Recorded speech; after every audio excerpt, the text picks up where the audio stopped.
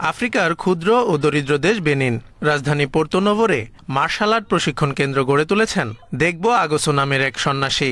আফ্রিকায় তেমন জনপ্রিয় না হলেও আগোসোর প্রচেষ্টায় বেনিনে দিন দিন জনপ্রিয় হয়ে উঠছে মার্শাল আর্ট। সাধারণত এশিয়ার দেশগুলোতে এর চর্চা করা হয়। ধারণা করা হয় চীন থেকে সর্বপ্রথম মার্শাল আর্টের চর্চা শুরু হয়, কিন্তু এখন চীন থেকে সুদূর আফ্রিকা মহাদেশে চর্চা হচ্ছে এই শারীরিক কসরত। আগোসো চীনের শাওলিন মন্দিরের একজন সন্ন্যাসী।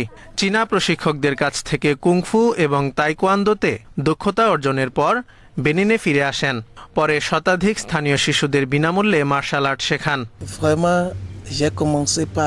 প্রতি সপ্তাহে আমি বাড়ি থেকে বের হয়ে কয়েক কিলোমিটার ভ্রমণ করতাম সিনেমা হলে কি কি চলচ্চিত্র চলছে তা দেখার জন্য। কারাতে সিনেমা হলে অবশ্যই দেখার চেষ্টা করতাম। সত্যি বলতে জ্যাকি চ্যান ও ওয়াং ইউ এর কারাতে অ্যাকশন সিনেমাগুলো আমার খুবই পছন্দ।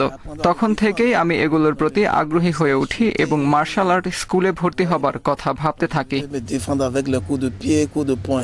আগোসোর ছেলে শেরিফ ডাইন অ্যাক্রোব্যাটিক্স ও মেডিটেশনের মাধ্যমে তার বাবাকে প্রশিক্ষণ কাজে সহায়তা করে থাকেন। আমরা কেবল লড়াইয়ের জন্য মার্শাল আর্ট শিখি না, মূলত আমাদের ভেতরে শান্তি ও শক্তি খুঁজে বের করতে এই চর্চা করি। আপনি যদি মার্শাল আর্ট অনুশীলন করেন তাহলে যারা কখনো এটি করেনি তাদের তুলনায় আপনার সবকিছুই অনেক আলাদা হবে। এই প্রশিক্ষণ কেন্দ্রকে চীনা বেনিন সাংস্কৃতিক সম্পর্কের প্রতীক হিসেবে অভিহিত করেছেন স্থানীয়রা। তহবিল সীমিত থাকা সত্ত্বেও আফ্রিকায় মার্শাল আর্ট নিয়ে চলচ্চিত্র নির্মাণ এবং জাতীয় নিরাপত্তা বাহিনীকে প্রশিক্ষণ দেওয়ার স্বপ্ন দেখেন আগোসো।